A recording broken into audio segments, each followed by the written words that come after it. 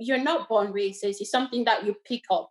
And if we're not teaching young kids growing up about it, they will never understand other. Because Ireland is is a diversity country. There's so many Black people, Asian, uh, so many. So it's important to know for kids, the next generation, to know that we live in in a country that is diverse and accepting of their race, their culture. Joe presents Baz and Andrew's House of Rugby, together with Guinness.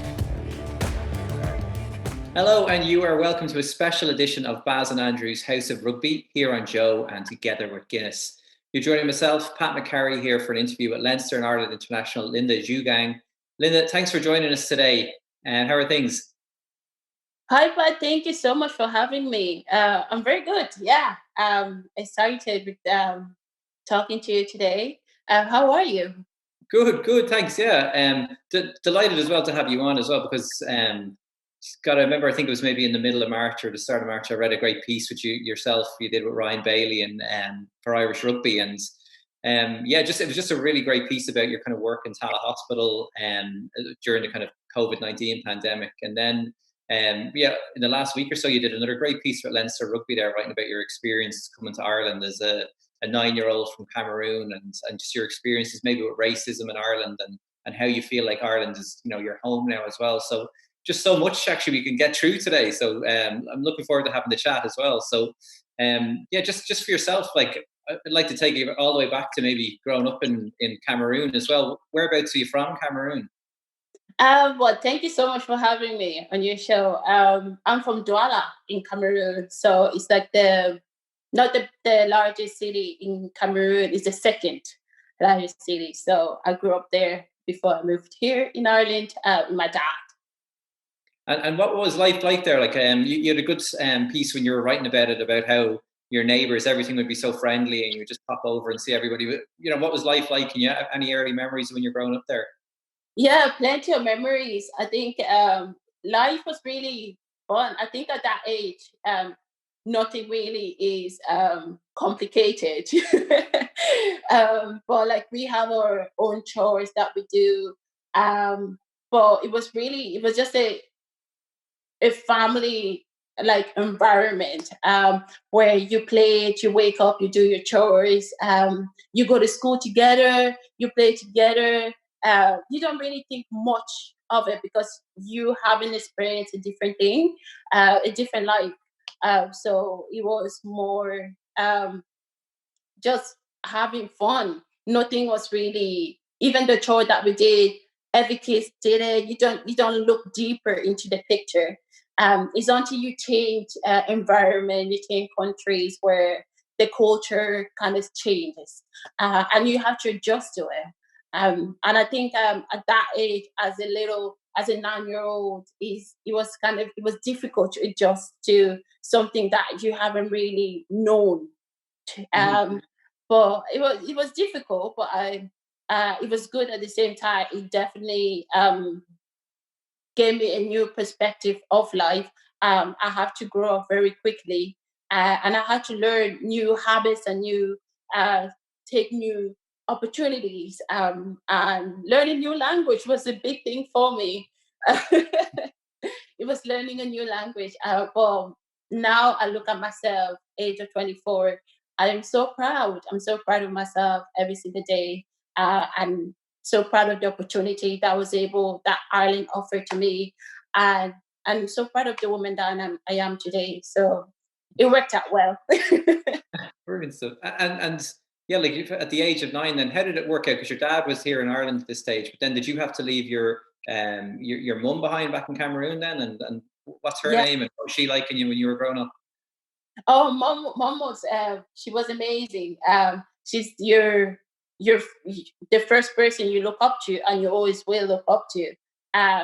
Me growing up, my mom, there was nobody else there. We did everything together. She was just kind of like she was really. I think that's where I got my sport personality from, because mom was really into sport. She was really into fitness, and I remember every Saturday they have like a mom football club. So we would go, all the moms at home, neighbors, everybody's mom would play football. And all the kids would be like, the water would be, every break would be running on the pitch with the water. And my mom always used to score, and everyone would be like, oh, your mom is so cool. I'd be like, I know. And she really inspired me. And I always grew up knowing, like, I want to be like my mom. I want to be like her. So I was lucky enough to grow up and having her as a she was like my hero. I wanted to be like her. I never really saw other obstacle that she had to face for me to get here. Or she was trying to raise me the best way she could as a mom. But for me, she was the ideal role model. And literally, that's since that day, my passion for sport l- just kept going. I was like, I want to play football. I want to play tennis, anything sportive. I just wanted to play. And I think that really is sport has made me the woman that I am today. Because without it, I don't know what I would do. Yeah. And then, like, was it that decision to make you come over here? Was it like a kind of thing where your mum thought like you might be able to make a better life for yourself in Ireland? Yeah. Yeah, my dad was here. My dad lived here for ages. So when my mom just definitely thought that I had a better opportunity here in Ireland, and my dad was already here, so I flew by myself at that age of 9. And I didn't really know where was Ireland. I think I was just on the plane. I was just getting from plane to planes. I think I had like a head. Who was? I didn't have anyone with me, but I know I was like looked after. But yeah, it was scary flying by yourself. But at that age, you don't really ask question. You just like just you were just told to me you're going to see your dad. So I didn't really question it until I got here, and then I started to be like, okay, um, I need to go back home because I thought I was only here for a holiday. And then after I was like, I need to go home.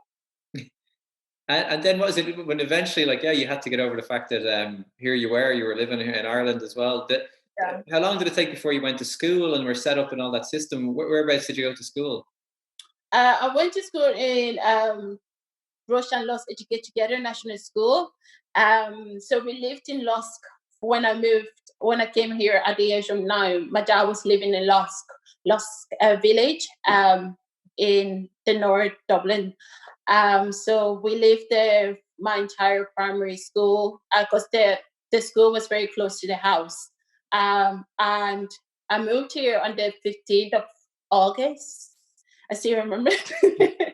Yeah, and then because straight after it was a few weeks until school started. So I had to register into the school, and I have step brothers and sisters, so they were starting school too. So I wasn't alone in that aspect, but it was very different. It was even the school was very small to the school that I was attending in Cameroon. Cameroon was so much bigger, but it was definitely a it was definitely different. And you just quickly as a child you just go on with the flow with everything. You don't really ask questions until you get to the school, and then you start doing the work, and you notice you can't speak the language. Because I didn't even because I was always at home with my family, and we always spoke French. I didn't think too much into English until you left in school, and no one speak French. And you have to learn.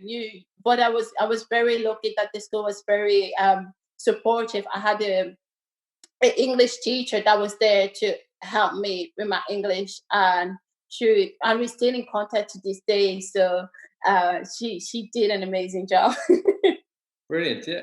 And then, like, yeah, like your first impressions of like your new classmates, your first impressions of Ireland, like for the first few months, were you just still thinking I'll head home. When am I going to head home? Like, what's my life here like? Can you still remember back to that time?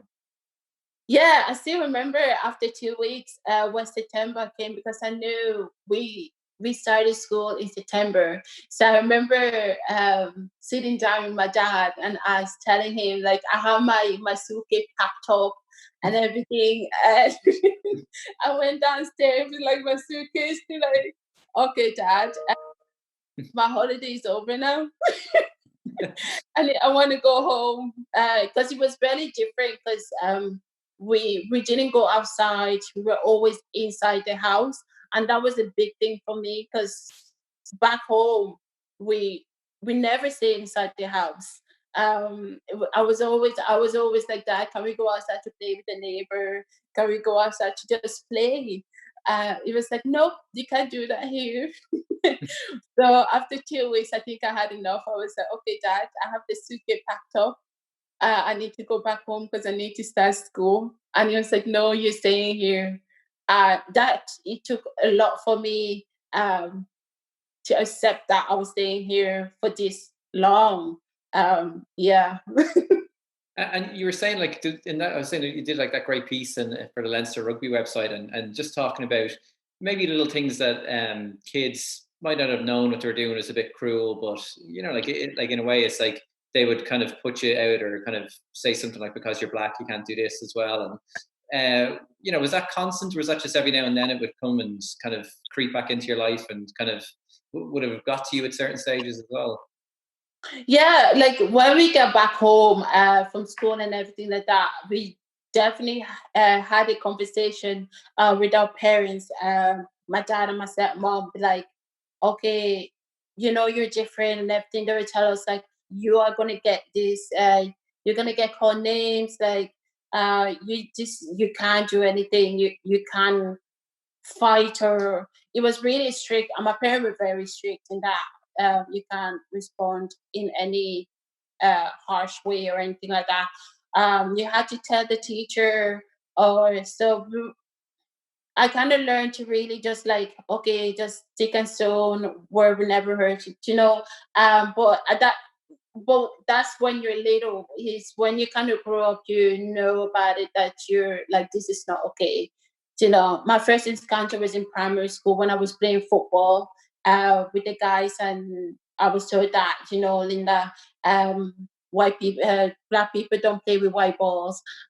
So I was kind of, for me, it was kind of more. I was okay, it hurts you and you pull back by it, and you just remember what your parents had told you, what you've been taught, and just not say anything or not fight back. I remember just like leaving that day. I didn't want to play anymore. I didn't really understand, and I went back home and I told my dad and my mom. And they kind of like sat me down and they talked about it. They're like, people don't understand what they say, and sometimes when people are angry, that's what they look. The first thing they look at is the different that. They don't look at what's really, if it's gonna hurt. They know where it's gonna hurt you. So they were just like, you don't pay attention to it, and they kind of brought it up in the schools, and the principal was able to deal with that. Yeah, yeah. And then like for yourself, it's like over the years, like, as you said, maybe your mom had kind of this passion in sports she'd kind of infused in you as well. And but am I right in saying that it wasn't until maybe you got finished school and started in Trinity College that you started playing rugby? Is that how it worked? Yeah, yeah. I did when I was in primary school. We did a GAA, like a PE class, which was my favorite. I love Friday. We played a lot of GAA, and then I did some volleyball, and the school got. I took part in the athletics, and after the athletic, I went to secondary school, and then I set up the athletic club there because they didn't have one. So I started playing shot put, which I discovered was really good at shot put. And then I ran 100-meter, 400 relays, just what every kid will really do. Just trying to get to just do sports. I always loved it. and I was lucky enough to be a member of the Rush Athletic Club in Lusk. So that's really where my passion for shot put came along. And then I stopped when the leaving cert started because my dad and I wanted to focus on my leaving cert, and didn't want any distraction, which was probably not a great idea because I wasn't. It was I felt like something was taken away from me. I was like, I need sport, and that's when I went into Trinity into college and I discovered rugby. I was just like, this is perfect. I didn't know about it. I had to Google it. I didn't really understand it. The whole pass the ball backward. I was like, this is not right. But the minute I started playing it, I just fell in love with the sport. Yeah, yeah. And was this because you're a tight head now, like for Leinster and Ireland, but did you Yeah. always were you playing back row or anywhere else? Like did you Yeah. switch? I didn't start as a tight head or loose head. I was not in the front row at all, and I never really thought about it until my first club was with Wanderers Women's Rugby in Marion Road, in Ballsbridge there. It was more back row. I was more of a back row, and I played with Wander for a season, and then I went into the Leinster trial, and I was still back row, and I was there since my four 4 years now. And then it was 2 years when before I went into Ireland, I got a call from the head coach Adam, and he really saw me as a prop, he saw I had more opportunity, and I always like to be challenged. So I took it on, and I worked as hard as I could, and I still continue to do so, and still learning every single day. So I feel like it's my position, and I'm trying to be the best player as I can be in that position, really. And then like because like you were saying, along the way about kind of having to go to Trinity, and then even the whole thing about picking up English as well. I was actually interested to know if was it ever did you ever have to learn Irish along the way as well? Did you have to kind of sit in for those classes? Yeah, yeah. Yeah. I didn't have to do Irish because I was already learning English, but I love Irish. Because at first, when I started, I didn't learn Irish in primary school because I was so focused on learning, just getting understanding and writing English and speaking the language, that when I started secondary school, I didn't I didn't have they didn't want me to take English, Irish, but I was sitting behind in the Irish classes because I couldn't take part, and I just loved it, and I was just like, this language is so beautiful. And I took part, and I remember the teacher would always tell me to do my homework or do something else in the Irish class, but I remember just starting taking part in the class, and she just let me, and I just took on Irish, and then I did my leaving cert Irish, which I didn't even have to, but I was just like, why not? I love the language, and I always wanted to speak it, so I I loved it, and I still now have a few words which I'm so proud of, and I wish that is something that we still speak, not something that you just learn in school and you don't really um speak it. But I would love if we just speak Irish. It's such a beautiful language. Such a beautiful language. Yeah, yeah. And how did you get on the Leaving Cert? Because when I did Irish, I was doing honours all the way up, and then I bottled it at the end and switched down to pass. But how did Yeah, you? yeah. I did honor Irish for my junior cert, and I did honor Irish for my leaving cert too. Oh, And wow. yeah, it's on to the last where I had to do the oral that I was finding challenging, so I went origin level in the last minute. But I did honors the entire way, which Mm. I didn't really. I was like, oh god. I know how you felt. Yeah, I know how you felt. Yeah, but I really took that. I was like, you know what, might as well until the last minute when you get so much pressure and you're trying to really focus on a subject that you feel like you could really get your points and everything. But I did honor Irish for my junior and going to my leaving cert. Yeah. Wow. And then like the whole thing was like when you went to Trinity, was the idea that you wanted to get into nursing? Was that the whole ambition when you went there? Like, and is that what you were studying in Trinity as well? No, when I started, I always been told in secondary school, my guidance counselor was always like, "You're gonna be a great nurse." I was very caring, very kind, and very just nurtured as a person. So I remember for my graduation, I got a fob watch from the school, and I remember I'd be like, "What is this? What's the other half of it?" But it was always something I felt like people saw me as just that caring kind of. But I didn't really know what I wanted to do after my leaving cert. So when I went into Trinity, I took a year off college. I didn't go straight into college. I did the Trinity Access Program, which Mhm. was fantastic. It kind of gave me the opportunity to get the college experience first and to really see what I want to do. So it was just that year to just establish myself and to shadow nursing student and see what I want to do, which I am so happy I did that, and I got accepted into that course to do that. And then from there on, I chose to do nursing. I felt like it just suits me.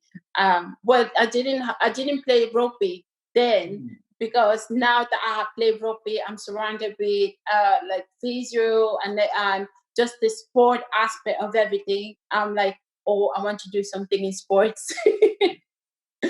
But it's my final year of nursing. I'm doing my placement. I'm nearly finishing my placement. So maybe I might go into a sports route after. So I'm Yeah, really excited. good stuff. And then yeah, like like it's been a crazy few months or 3 or 4 months for everybody, but like for you guys were in the middle of the Six Nations when everything kind of came to a halt, and looking forward to playing Italy, and then within a couple of weeks after that you're in Tallaght Hospital at the height of it. Can you think back to what it was like at the time, or was everything a bit of a whirlwind? Yeah, I was the Six Nation. It was amazing. We were really finally getting ourselves, yeah, back out there, and it was incredible. We were performing so great. The atmosphere was amazing. The support was incredible, and as a team, we just blended. We were just playing out there. Just we spent so many days and hours training in the gym, just bonding as a team. We were finally just really exciting to play 3 games at home and travel. There were the 2 games, England and France. And we were just doing really, really well. And obviously, I was still working. I started my internship in January. So I was still doing my internship, and then one of my day I would be training. So I was trying to do both things, which was great. I was able to manage it, and the management team, the coaching, and everything were able to support me in that. Trying to just really look after me, that I'm not overworked in hospital and at training, and it was just an amazing. We were really on our best, really. It was just so exciting. It was the buzz around the whole training and everything, the management, the team. It was incredible. But obviously the COVID happened, and it kind of, so everything were really unsure, and then everything just stopped.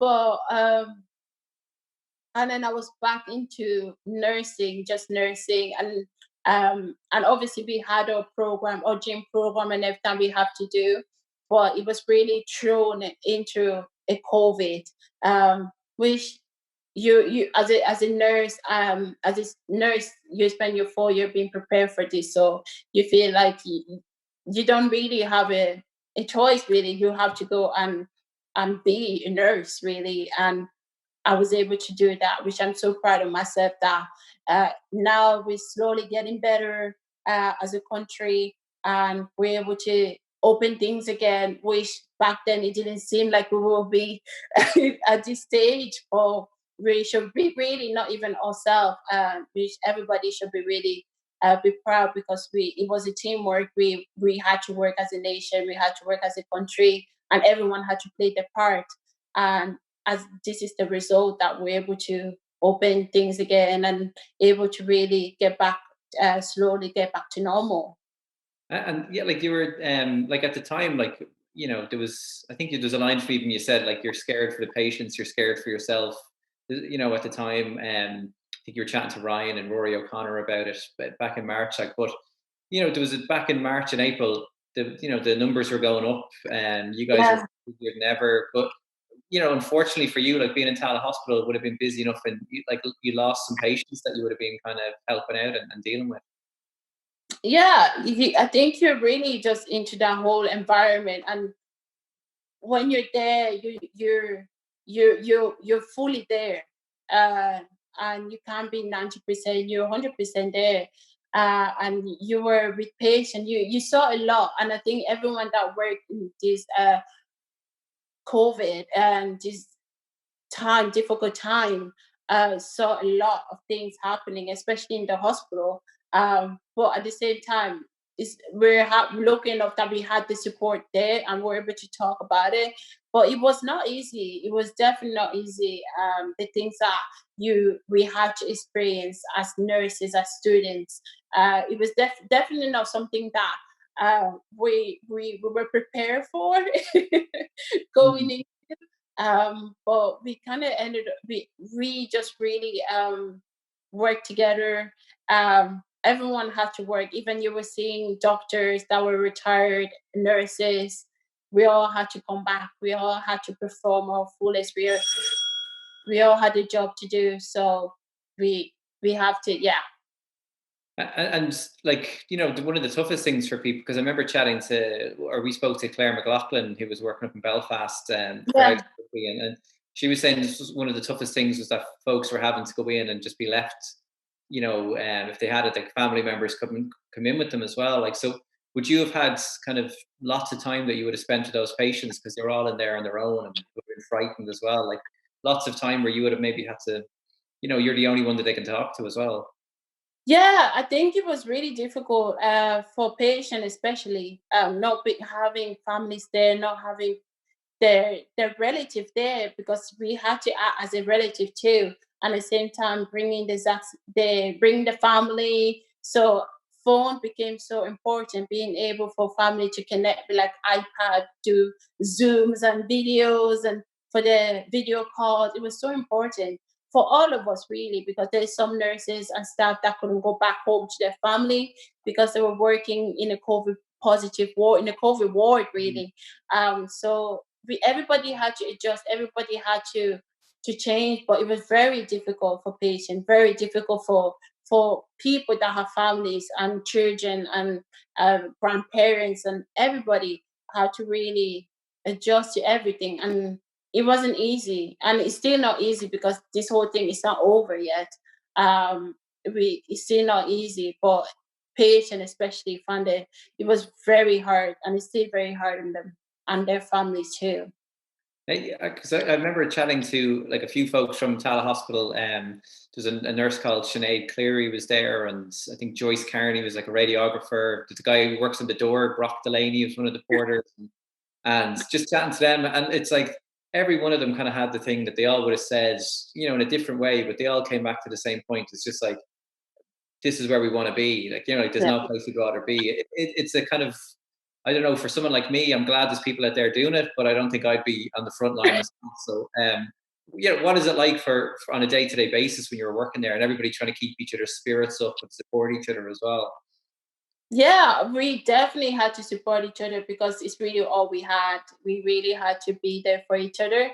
But when you're in that position, you don't think of other things because you've never been in a other position. I think you're thinking, this is not for me," because you've never been in the front line before. But like when your country is calling you and you have your frontline worker, you don't think twice about it. You know, it's just something that you always done. It's something that you know is right. And you will see a lot of people even that have retired and they're coming back because they know what it's like. They know what is needed of them. And even as a student, you still know what is needed of you. You need to step up your work, and you just need to be there and do what you do and do it the best of your ability. I think we're all able to do that, and that as a result, everything is gonna be. We're seeing the result of all the hard work. Now we're seeing the results of even the people that were in front line worker. They were still playing a part. People were staying at home. People were listening to what needed to be done, and we all needed to play a part. We all played a part, or you're frontline worker or not. You were playing a role. Everyone had a job. Everyone had something to do. So it's not even us now. Because we needed you guys to do what we were telling you to do. Stay at home and wash your hands. And as now, now you feel like it was everybody was working together. It wasn't one person doing one thing. So now I'm so happy because things are slowly opening back again, and people are still listening to what what was told to listen to. So I'm very proud that we're at this stage where in March I didn't think it was possible. I don't think anyone, when we saw the number rising, I don't think anyone thought we were able to get at this stage now. I think everyone was just like, nah, just wait for like January. This whole year is over. But no, the fact that we were able to stay positive, able to listen to what was going on, and able to support each other too, because it wasn't easy on a lot of people, that was isolating, like cocooning the elderly and everything. So the fact that they had support there, like people bringing their food, and you just saw a different aspect to the environment, that as a nation we're able to support each other. And that is always so special to see that everyone is out there looking out for each other. And it's so special to see that. But this whole COVID shouldn't have happened for it to be, for everyone to support. Everyone always needs to support each other. But especially with this COVID, it's special to see that everyone is kind of looking after everyone else. It's very special, and we should be very proud. And that's it. Yeah, like it's like yeah, just to see the type of stuff and the people that are out volunteering as well, and all the people who are out fundraising as well. It's like, and it's great to see when the numbers come in that they're dipping as well. Like, so for you guys, you Yeah. almost felt like it's great, everything is kind of coming together a little bit here now as well. And but the funny thing is like you can see different countries now are still having their issues as well, but like the likes of America is having it as well. Mm. And then I was just kind of thinking, for someone like yourself, who's kind of working so hard as well, the whole kind of issue with what happened with George Floyd over in America as well, and his death, like that would that have hit you hard at the time, like, and to see all those scenes of the Black Lives Matter marches and the scenes of the clashes with the police? Was that something that's hard for you to take as well at this moment? We see people coming together, and then this division, as well. Yeah, I think George Floyd dead hit everybody, black on white. It hit everyone. It's unfortunate that someone else's life had to be He had to be taken away again. Another black person. It kind of is like he's not the first. And it's unfortunate that someone has to take their life for everyone to, and it has to be seen, because usually if it's not seen, it's like it's never happened. And the fact that it was recorded is where everyone kind of like, oh, this is happening. It shouldn't have in this 2020. We should have really been having this conversation, and it's unfortunate that we're still having this conversation about race and diversity. But it did hit me really hard, and so it's such very hard, and people have made it such a hard topic to talk about, which it shouldn't be. It shouldn't be racism. Talking about race, that topic shouldn't be hard for people to talk about. And I think it's just really, it really hit home, because of how it happened. Obviously America is different, but other countries experiencing the same thing is just not being highlighted in the news, or it's not being filmed, but it's all over the world. And things it just need to change. We're all the same. Everyone is all the same. We all should be treated equally. The only thing that is different between you and I is my color, is the melanin in my body. That's the only thing different. But we all be the same. We're all born the exact same. We're all equal. And people need to understand that race shouldn't put it different into you. We shouldn't judge someone because of the color of their skin or where they come from or the culture, because we all have it. We all have a culture. We all come from a background, and that shouldn't limit our ability in this world.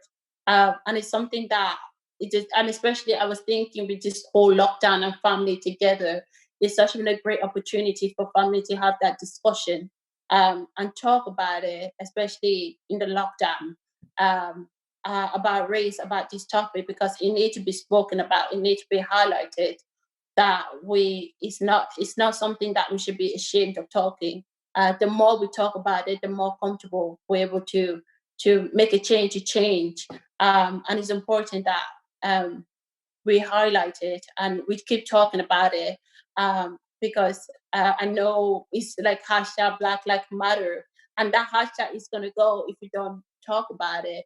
And something else is going to come into a topic, and people are totally going to forget about this matter, which is a big subject, is a big thing, and change needs to happen. It and children shouldn't be scared to express themselves. And it's unfortunate. I know this is not America, but it's Europe. It's happening everywhere. It's happening in England, UK, everywhere, really worldwide, and that's unfortunate. And that somebody's life needs to be taken for people to realize that there's a bigger issue there, more bigger even than ourselves. I think it's time that things change for the next generation, and it needs to change now. And have you, like, as I saw there was a photo series that you did with Ramsey Cardy for Sports File, and they're taking photos of yourselves and Rihanna Jarrett and the likes as well. And and you've written about it as well. Is it something that you'd happily kind of be at the front of and kind of getting your voice out there a bit more and talking to people about it more? And as you said, keeping that conversation going. Yeah, I feel like it's now is the opportunity to talk about it, because now since George Floyd's death, a lot of people haven't really had the confidence or being so scared to talk about racism.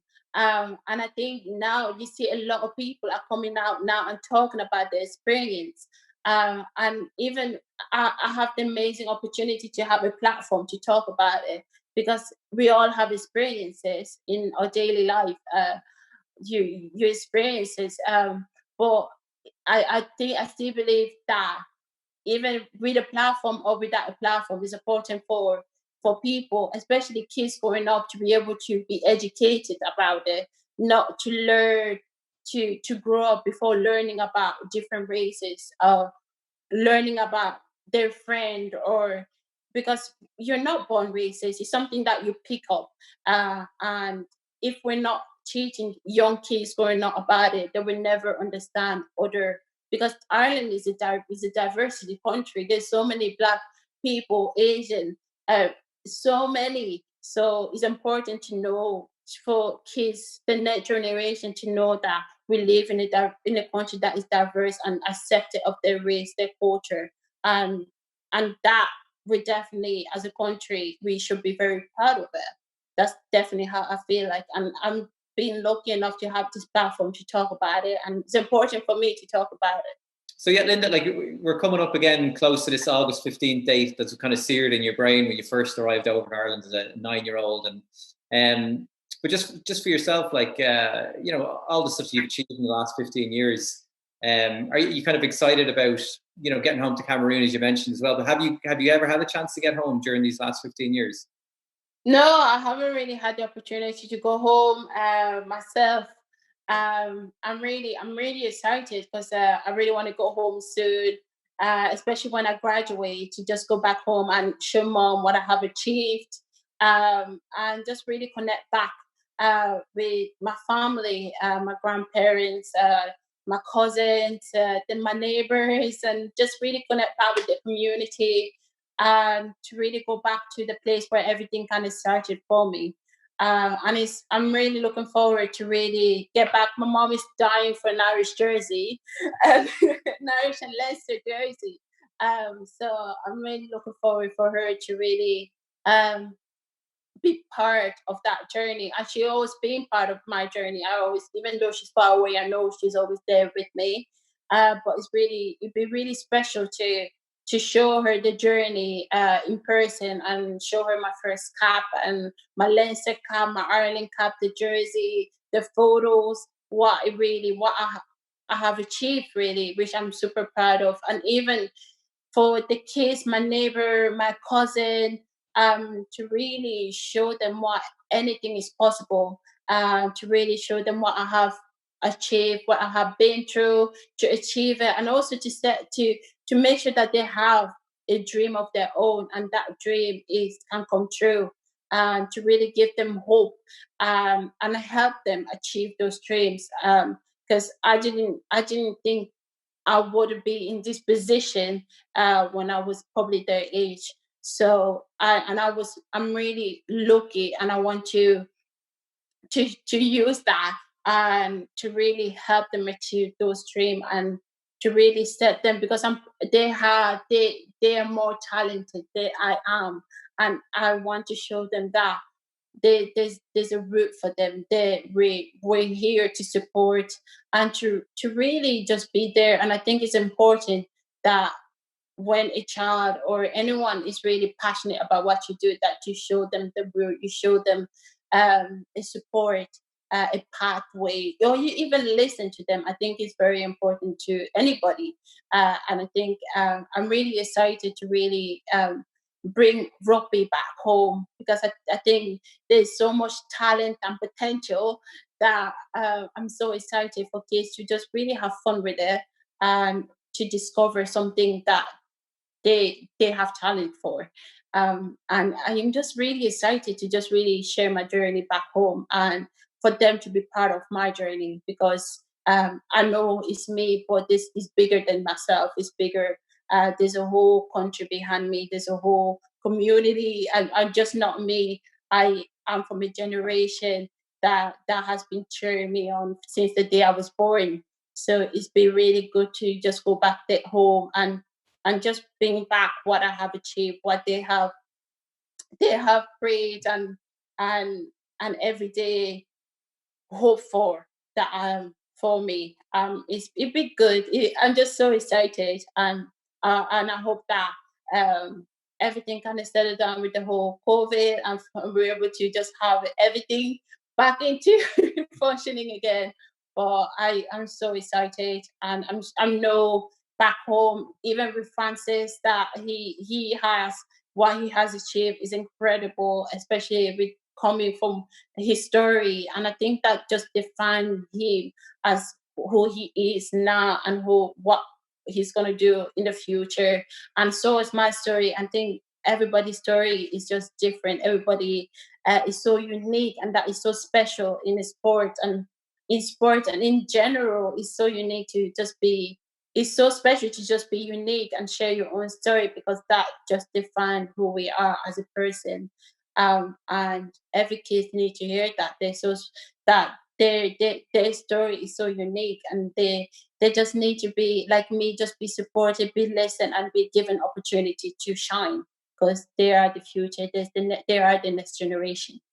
Well, brilliant. That's brilliant. It's, as I was saying, like, you've achieved so much in your time here in Ireland as well. And I think the beautiful thing is that, you've just turned 24. You've got, 8 Ireland caps, but I'm sure you'll have plenty more of them and plenty more for Leinster to come. So thanks for joining us on House of Rugby here with Guinness. And what we often do is, what Baz and Andrew often do is to give out a Penguin of the Week. And, hearing about your mum, I was going to say, what's your mum's name? And we'll award her Penguin of the Week. Oh, thank you. Thank you so much for having me. My mom's name is Julienne Kuber. So she'd be so, oh, I can't wait to call her and let her know. Oh, she'd be so happy. And thank you so much for giving me this, for talking to me, letting me share my story, and just for having me really. And thank you so much.